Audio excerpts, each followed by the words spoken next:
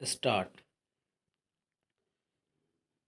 हमारे संविधान निर्माताओं ने संविधान के अनुच्छेद 45 में घोषणा की थी कि संविधान लागू होने के 10 वर्षों की अवधि में 14 वर्ष तक के बच्चों को निःशुल्क व अनिवार्य शिक्षा प्रदान की जाएगी। संविधान दिनांक 26/1/1950 को लागू हुआ। इससे वर्ष 10 वर्ष की अवधि में अर्थात 25/1/1960 तक 14 वर्ष तक के बच्चों को निःशुल्क व अनिवार्य शिक्षा दी जाने अनिवार्य थी, किंतु तत्कालीन कांग्रेस सरकार ने इसकी व्यवस्था नहीं की। परिणाम यह हुआ कि करोड़ों बच्चे शिक्षा के इस महत्वपूर्ण अधिकार से वंचित हो गए। संविधान को लागू हुए 75 वर्ष हो चुके हैं, किंतु अभी तक 6 से 14 वर्ष के बच्चे चौराहों पर भीख मांगते नजर आवेंगे। बच्चों को शिक्षा देने का दायित्व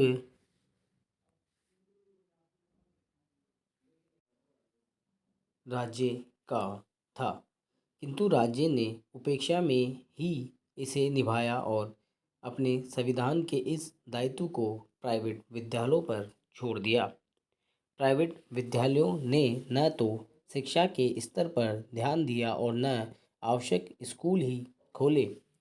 अनुच्छेद 45 को संविधान 86वें संशोधन अधिनियम 2002 से एक नए अनुच्छेद 45 के रूप में प्रतिस्थापित कर दिया, जिसके अनुसार यह व्यवस्था की गई कि राज्य सभी बालकों के लिए 6 वर्ष की आयु पूरी करने तक प्रारंभिक बाल्यावस्था देखरेख और शिक्षा देने के लिए उपबंध करने का प्रयास किया। संविधान के अनुच्छेद 21 की व्याख्या करते हुए माननीय सुप्रीम कोर्ट ने अनुच्छेद 21 को शिक्षा के मूल अधिकार के रूप में स्वीकार किया। साथ ही एक नया अनुच्छेद 21 का संविधान 86वां संशोधन अधिनियम 2002 से संविधान में दिनांक 1/4/2010 जोड़ दिया।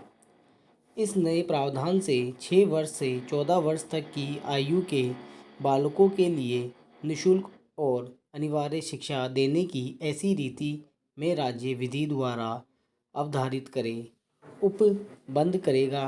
राज्य ने शिक्षा का कानून 2009 भी लागू किया। पैरा शिक्षा का मूल अधिकार संविधान में अनुच्छेद 21 के रूप में प्रदान करता है। यह अधिकार मानव अधिकारों के रूप में भी प्राप्त है। International convention on economy, social एवं कल्चर राइट्स 1966 की राष्ट्रीय संधि से भी प्राप्त है। माननीय सुप्रीम कोर्ट की बड़ी पीठ ने TMA पाई के केस में शिक्षा के अधिकार को माननीय अधिकार स्वीकार किया और घोषणा की थी कि शिक्षा प्रदान करना राज्य का प्रथम कर्तव्य है, प्राइवेट स्कूलों की सेकेंडरी ड्यूटी है। यह भी स्पष्ट कर दिया कि शिक्षा व्यापार नहीं अपितु चैरिटी है। प्राइवेट स्कूल तो सरकार के सहयोगी मात्र हैं। कोर्ट के अनुसार चूंकि सरकार शिक्षा देने की व्यवस्था नहीं कर पा रही है, इसलिए प्राइवेट स्कूल उसके भार को चैरिटी के हेतु ढो रहे हैं। अनुच्छेद 45 को नीति निर्देशक तत्वों के अध्याय में स्थान दिया है और कहा है कि नीति निर्देशक तत्व प्रवर्तनीय नहीं है, किंतु डॉक्टर अंबेडकर ने संविधान निर्माण के समय ही यह कह दिया था कि यह देश के एडमिनिस्ट्रेशन के लिए आवश्यक है। वस्तुतः बच्चों को दिया गया शिक्षा का मूल अधिकार संविधान के लागू होने के 10 वर्ष में ही पूरा हो जाना चाहिए था, किंतु स्टेट अभी तक भी इसे पूरा नहीं कर सकी है। संसद के कई सदस्य ऐसे हैं जो 8वीं कक्षा भी पास नहीं की है। टीएमए पाई के केस में सर्वोच्च न्यायालय ने स्पष्ट किया है कि जो प्राइवेट स्कूल राज्य के कोई अनुदान प्राप्त नहीं कर रहे हैं, उन पर राज्य का कोई अंकुश नहीं हो सकता। प्राइवेट शिक्षा संस्थाएं फीस लगाने में स्वतंत्र हैं। फीस का मापदंड अच्छी सुविधा व अच्छा इंफ्रास्ट्रक्चर और अच्छे स्तर की शिक्षा का है। प्राइवेट स्कूल 10% तक फीस से आय का लाभ अर्जित कर सकती है। सर्वोच्च न्यायालय के टीएमए पाई फाउंडेशन के केस के निर्णय में यह माना कि शिक्षण संस्थान की स्थापना के हेतु 2 अधिकारियों की आवश्यकता है।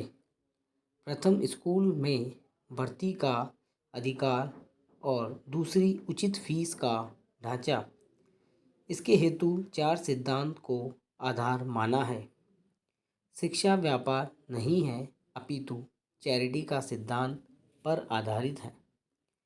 संस्था की स्वायत्तता, स्वयं आगे आकर अपने विवेक से कार्य।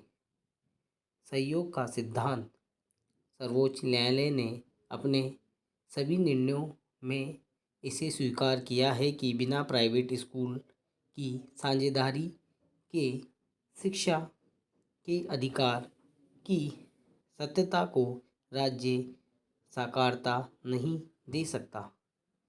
शिक्षा मानव का मूल अधिकार है। 6 से 14 वर्ष के बच्चों का शिक्षा का यह अधिकार बहुत महत्वपूर्ण है। डॉक्टर राधाकृष्णन की अध्यक्षता में गठित यूनिवर्सिटी एजुकेशन कमीशन ने सन 1948 में ही यह स्पष्ट कर दिया था कि ऊंची शिक्षा देना राज्य का कर्तव्य वह जिम्मेदारी है।